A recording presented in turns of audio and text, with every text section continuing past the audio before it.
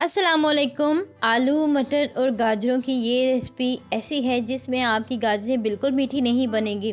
आपकी गाजरें कब मीठी बन जाती हैं, कब एक्स्ट्रा कुक हो जाती हैं या फिर कच्ची रह जाती हैं, इन तमाम तर चीज़ों का हल लेके आपके साथ हाजिर हुए हैं।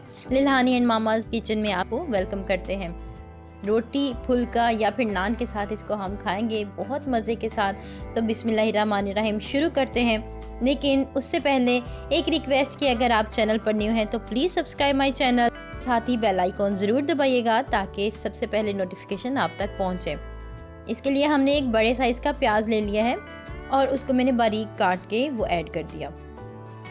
साथ ही गाजरों को मैंने तकरीबन दरमियाने साइज़ की गाजरें हैं तो उसको आपने 2 कट्स लगाने हैं और फिर काटना है दरमियान से। और अगर आपके पास बड़े साइज़ की गाजरें हैं तो आप 4 कट्स लगा के उसको ऐड करिएगा।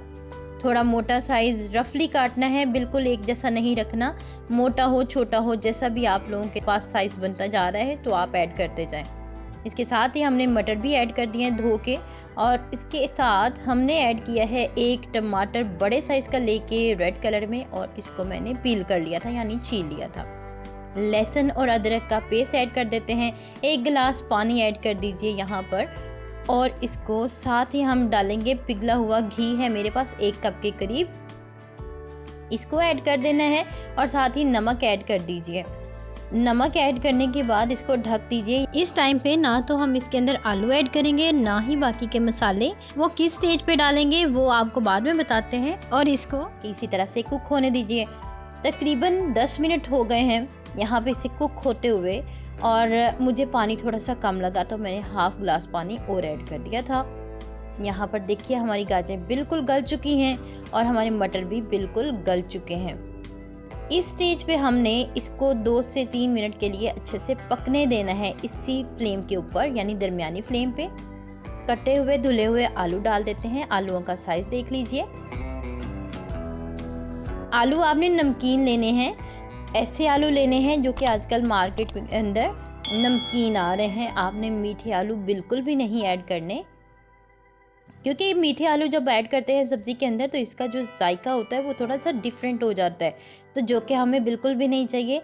और इसके साथ हम ऐसा करते हैं कि अब हम बाकी के मसाले ऐड कर लेते हैं।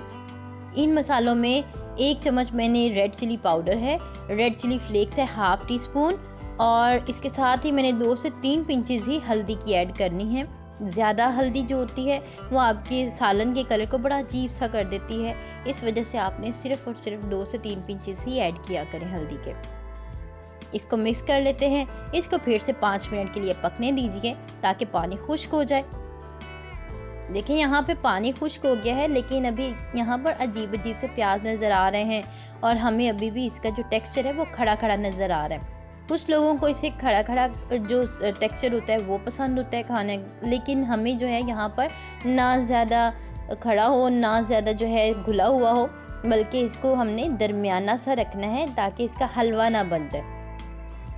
तो चलिए इसको आप भून लेते हैं। पानी खुश्क हो चुका है तो हम इसको अच्छे से भून लेते हैं। यहाँ पर भी मेरी जो फ्लेम है ये बिल्कुल मीडियम पे है, और देखिए आलू हमारे बिल्कुल गल चुके हैं। इसका मतलब है कि हमारी तमाम सब्जियां अच्छे से गल चुकी हैं। 1 से 2 मिनट के लिए इसको अच्छे से भून लीजिए। भूनना तब तक है जब तक कि हमारा रिक्वायर्ड जो टेक्सचर है गाजरों मटर और आलू का ये ना मिल जाए। तो सेंटर ऑफ द वोल्केनो मैंने यहाँ पर अपना चम्मच रखा है और हल्के हाथों से मैं इसको जो है भून रही हूँ। कोई भी चीज़ ज़ाया मत किया करें। और इस जगह पर देखें हमारा माशाल्लाह माशाल्लाह अल्हम्दुलिल्लाह सालन तकरीबन रेडी है। यहाँ सिर्फ हम 2 मसाले और ऐड करेंगे। इसके अंदर है हमारे पास गरम मसाला जो कि मेरे पास भुना हुआ कुटा हुआ है और ये पाउडर फॉर्म में था, और एंड पे ही डाला करें क्योंकि इसी से सिर्फ और सिर्फ खुशबुएँ लाने के लिए हमने यूज़ करना होता है। सालन यहाँ पर रेडी है तो हम क्या करते हैं इसके अंदर हम धनिया ऐड कर देते हैं। यहाँ पे धनिया के चंद पत्ते आप इस तरह ऐड कर दीजिए। उससे क्या होगा कि इसका जो टेक्सचर है इसका जो लुक है बड़ी खूबसूरत सी आएगी। तो माशाल्लाह इसको आप खाइए जी गर्मा गर्म चपाती के साथ फुल्के के साथ। उम्मीद करती हूँ कि आप लोगों को ये रेसिपी बहुत पसंद आई होगी।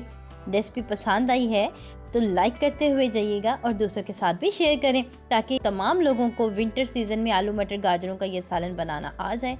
और इसके साथ ही ये बिल्कुल भी मीठा नहीं बनेगा।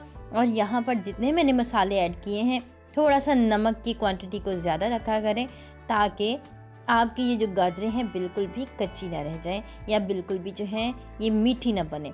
Thanks for watching. मिलते हैं नेक्स्ट वीडियो में। अल्लाह हाफिज़।